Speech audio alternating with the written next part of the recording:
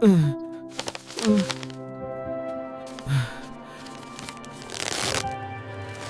है? 1 करोड़ का नोटिस।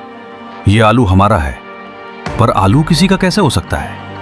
जी हां, कंपनी थी पेप्सिको जिसने कहा ये आलू हमारा है। और किसान कहता है लेकिन आलू किसी कंपनी का कैसे हो सकता है?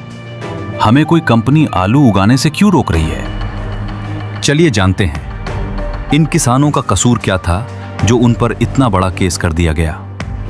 ये कहानी है साल 2019 की, जब कुछ किसानों को एक नोटिस मिलता है। उसमें लिखा होता है आपने हमारा पेटेंट किया हुआ आलू उगाया है और अब आपको करोड़ों रुपए का हर्जाना देना होगा। एक पल में वही खेत जो उनका सहारा था उनके लिए डर बन गया। जरा सोचिए उस रात उस किसान पर क्या बीती होगी। क्या आपको लगता है उस रात उसके गले से एक निवाला भी उतरा होगा?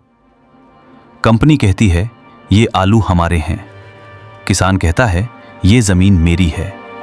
और यहीं से शुरू होती है असली लड़ाई। एक तरफ करोड़ों की ताकत, दूसरी तरफ गरीब किसान। ऐसा ही हुआ गुजरात के किसानों के साथ जब दुनिया की बड़ी कंपनी पेप्सिको ने उन पर केस कर दिया। गुनाह क्या था? बस इतना कि उन्होंने एक खास किस्म का आलू उगा लिया था, FL 2027। रुकिए, क्या आपको भी लगता है कि किसान हार गए होंगे? नहीं, किसान जीते और उन्होंने एक भी रुपया हर्जाना नहीं दिया।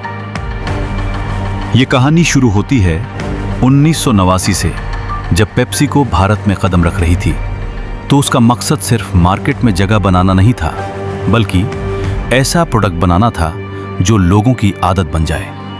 लेकिन एक बड़ी समस्या सामने थी। भारत के सामान्य आलू चिप्स बनाने के लिए परफेक्ट नहीं थे। उनमें पानी ज्यादा होता है, जिसकी वजह से चिप्स नरम हो जाते हैं और वो कुरकुरापन नहीं आ पाता जो एक ब्रांड को खास बनाता है। अब एक ग्लोबल कंपनी समझौता नहीं कर सकती थी, इसलिए पेप्सिको के वैज्ञानिकों ने शुरू की एक नई खोज। सालों तक रिसर्च हुई और फिर आखिरकार उन्हें सफलता मिली।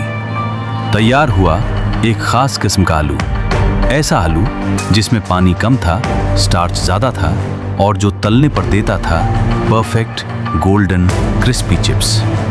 इस खास आलू को नाम दिया गया FL 2027 पोटैटो। कम पानी, ज्यादा कुरकुरापन और ज्यादा मुनाफा। जनवरी 2019, गुजरात के सुनसान खेत। सुबह की कड़ाके की ठंड, धुंध इतनी गहरी कि कुछ कदम आगे भी साफ दिखाई नहीं देता। हवा में एक अजीब सी खामोशी थी, जैसे कुछ होने वाला हो। दूर से कुछ परछाइयां उभरती हैं। धीरे धीरे, सावधानी से कुछ अनजाने लोग खेत की तरफ बढ़ रहे हैं। उनके कपड़े बिल्कुल साधारण थे। वो लोग थे पेप्सिको द्वारा हायर की गई एक प्राइवेट इंटेलिजेंस एजेंसी। उनका मिशन साफ था, लेकिन तरीका पूरी तरह खामोश। कोई सवाल नहीं, कोई इजाजत नहीं, कोई निशान नहीं। बस चुपचाप खेतों में घुसना, आलू के सैंपल लेना और बिना किसी को भनक लगे गायब हो जाना। सैंपल्स सीधे लैब भेज दिए गए। दिन बीते, रिपोर्ट तैयार हुई और जब नतीजे सामने आए तो उन्होंने एक ऐसा सच उजागर किया जिसने सब कुछ बदल दिया। DNA टेस्ट ने कंफर्म कर दिया कि ये कोई आम फसल नहीं थी। ये वही था जिसे छुपाकर उगाया जा रहा था। और अब कहानी यहीं से शुरू होती है। पेप्सिको के वकील अब हरकत में आ चुके थे। अप्रैल 2019, अहमदाबाद की सिविल कोर्ट। सुबह का वक्त, कोर्ट के बाहर भीड़, फाइलों की खड़खड़ाहट और उसी शोर के बीच चुपचाप एक केस फाइल होता है। लेकिन ये कोई आम केस नहीं था। ये एक शुरुआत थी एक ऐसी लड़ाई की जिसमें ताकत का पलड़ा पहले से तय लग रहा था। 9 किसान, अलग अलग जिले, साबरकांठा, अरावली, बनासकांठा, अलग अलग कोर्ट्स, अलग अलग नोटिस, लेकिन मांग सिर्फ एक, पैसा दो। 4 किसानों से मांगे गए 1-1 करोड़ रुपए, 5 किसानों से 2-2 करोड़ रुपए। रकम इतनी बड़ी कि सुनते ही सांस अटक जाए, इतनी कि पूरी जिंदगी भी कम पड़ जाए। इन किसानों के पास इतनी कीमत का पूरा घर भी नहीं था। उनमें से एक किसान ने बताया, जब वो कागज मेरे हाथ में आया, मेरा हाथ कांप रहा था। मैं समझ ही नहीं पाया ये सच है या कोई बुरा सपना। अब क्या होगा? कहीं मेरा खेत बिक जाएगा, घर भी चला जाएगा, और फिर भी ये रकम पूरी नहीं। अब सवाल ये था, क्या ये किसान सर झुका देगा? क्या वो चुपचाप एक विशाल कंपनी के सामने हार मान लेगा? क्या वो डर जाएगा या टूट जाएगा? यही सब सोचा था पेप्सिको ने भी। लेकिन उन्हें यह अंदाजा नहीं था कि यह कहानी डर की नहीं, टकराव की बनने वाली है। लेकिन कभी कभी जब जुल्म बहुत खुलकर होता है, बहुत साफ दिखता है, तो कुछ बदल जाता है। इस बार भी वही हुआ। भारत जाग गया। खबर फैली, धीरे नहीं, आग की तरह। अखबारों में, न्यूज़ चैनलों पर, हर मोबाइल स्क्रीन पर बस एक ही हेडलाइन गूंज रही थी, पेप्सिको गरीब किसानों पर केस कर रही है, एक आलू के लिए। पहले लोगों ने पढ़ा, फिर रुके, फिर सवाल पूछे, क्या अब किसान को भी लाइसेंस लेना पड़ेगा? क्या अब खेत भी कंपनियों के हो गए? हर पोस्ट, हर वीडियो, हर शेयर इस कहानी को और बड़ा बना रहा था। सोशल मीडिया अब सिर्फ प्लेटफॉर्म नहीं था, यह मैदान बन चुका था। ट्विटर पर पेप्सिको के खिलाफ बॉयकॉट ट्रेंड करने लगा। हजारों नहीं, लाखों लोग जुड़ने लगे। 190 से ज्यादा फार्मर राइट्स एक्टिविस्ट्स ने सरकार को पिटीशन भेजी। ऑल इंडिया किसान सभा ने राष्ट्रीय बॉयकॉट का ऐलान कर दिया। दुकानों में लेस के पैकेट शेल्फ पर पड़े रहने लगे। बिक्री धीरे धीरे गिरने लगी। लेकिन भीड़ की आवाज और कोर्ट की आवाज दो अलग चीजें होती हैं। प्रोटेस्ट न्याय की गारंटी नहीं देती। कोर्ट में लड़ाई अलग तरीके से लड़ी जाती है। वहां चाहिए होता है सबूत, कानून और एक सही हथियार। उसी बीच एक आवाज सामने आई, एक किसान की आवाज, धीमी, कांपती हुई, लेकिन सच से भरी। हमने तो बस खेती की है, अगर ये जुर्म है तो हम क्या करें? उसकी आवाज में डर था, लेकिन उससे ज्यादा एक सच्चाई थी जो सीधे लोगों के दिल में उतर गई। अब यह मामला सिर्फ कोर्ट का नहीं रहा, यह जनता का मामला बन चुका था। पहले लड़ाई थी कंपनी बनाम किसान, अब बन गई थी कंपनी बनाम पूरा देश। राजनीतिक पार्टियां भी बोलने लगी, संसद में सवाल उठने लगे। दबाव धीरे धीरे लेकिन लगातार बढ़ता गया। किसान अब अकेले नहीं थे, लेकिन सवाल अभी भी वहीं खड़ा था।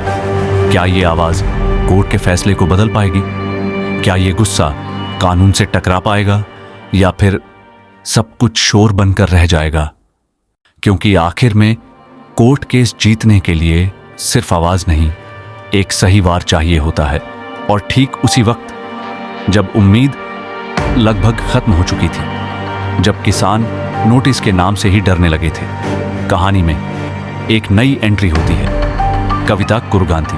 वो सिर्फ एक एक्टिविस्ट नहीं थी, वो उस आवाज की तरह थी जो सही वक्त पर उठती है। जब सब चुप थे, वो सवाल पूछने आई थी। उन्होंने इस केस को देखा, ऊपर ऊपर से नहीं, गहराई से, बहुत गहराई से।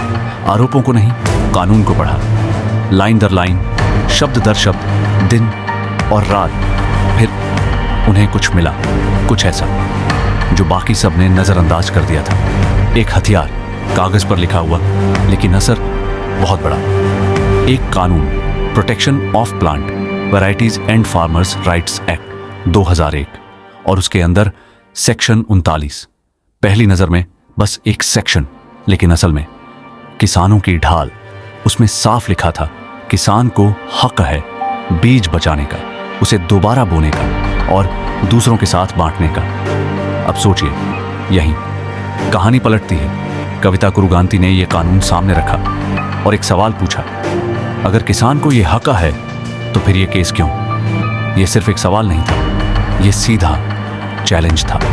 और उसी पल डर धीरे धीरे हिम्मत में बदलने लगा। किसान जो अब तक खुद को अकेला समझ रहे थे, उन्हें एहसास हुआ शायद इस बार कानून उनके साथ है। हियरिंग से पहले जब सबको लग रहा था कि अब फैसला कोर्ट में होगा, तभी खेल बदल गया। पेप्सिको की तरफ से एक ऑफर आया, शांत लेकिन खतरनाक।